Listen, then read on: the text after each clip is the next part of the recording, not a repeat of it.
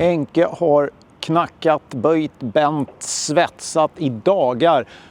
Och nu är den gamla tråkiga rosten borta. Så nu kan vi gå vidare med att grunda karossen för lack. Titta, här är partytält. Vi skymtar någonting där inne, men vi kan ju börja med att kolla på de här konstverken. Nu är ju dörrar och allting plåtrena och superfina. Och skärmarna, ni ser här nederkant här som det var lite oklart. Det var inte färdigt. Det har Henke fixat och ni ser ju vilka svetsar. Ja, väldigt tjusigt. Det är en del kvar nu, den där fula strålkastarbiten där. Och så har vi ju den här passbiten då. För huven, mellan huven och vindrutan. Det ska bli spännande att se vad det blir för lösning på det. Men nu kollar vi in i partytältet. Kolla! Mattsvart, grundat och fint. Så nu är karossen faktiskt färdigplåtjobbad och grundad. Och ni ser ju, det här är i princip en helt ny bakstam som Henke har fixat. Alltså jag måste ju säga det att när jag ser den så här tänker jag, va? Vad säger ni? Ska Mercan bli mattsvart kanske? Jag vet inte. Eller jo, spontant nu när jag ser den så tänker jag nog att det skulle man kunna tänka sig. Jag får fråga. Du Henke, det här med mattsvart, är inte det en ganska bra idé? Jo, det är svinhäftigt. Ja, men du, vilken yta alltså. Man blir ju alldeles glad när man ser den.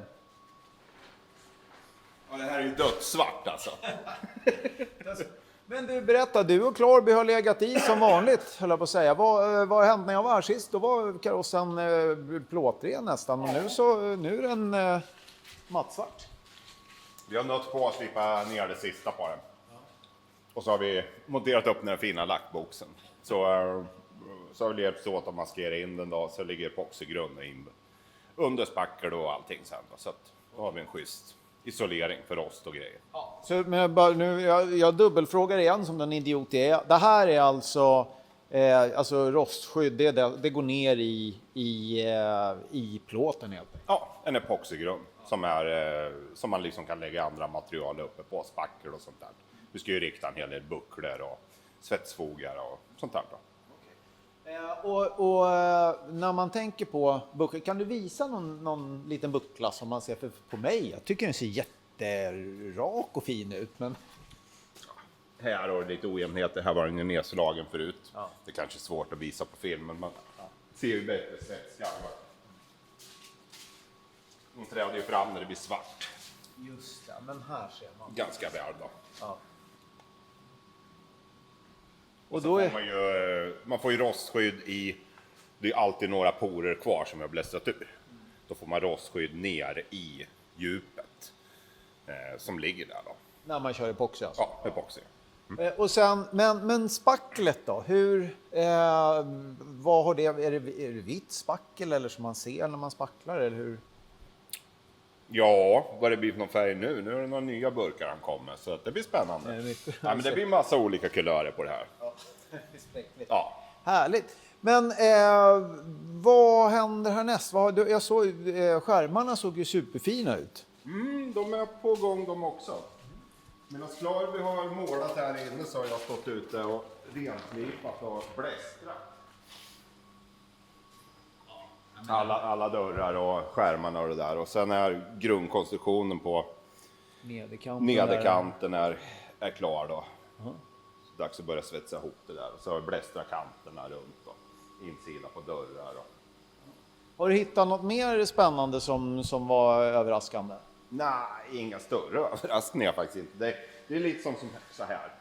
Då var det lite rostblemer runt och bläster man rent och då går det i hål.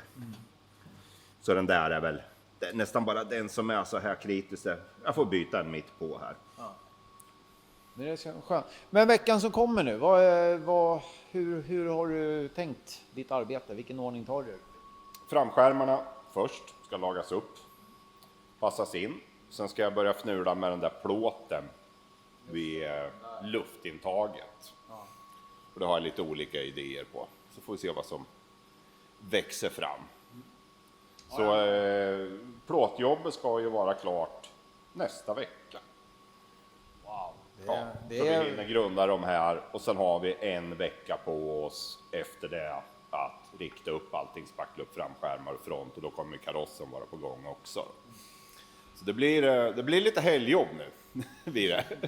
Du kommer att vara så trött på Mercedes efter om 2 veckor, så oj.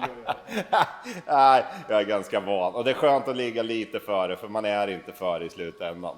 Det kör alltihop. Så vi har ju en tight plan med lackan och alltihopa för att få ihop det. Men jag ska lämna dig nu när lördag och allting, så får du vara i fred. Och så ses vi i veckan. Jajamensan. Gött. Tja.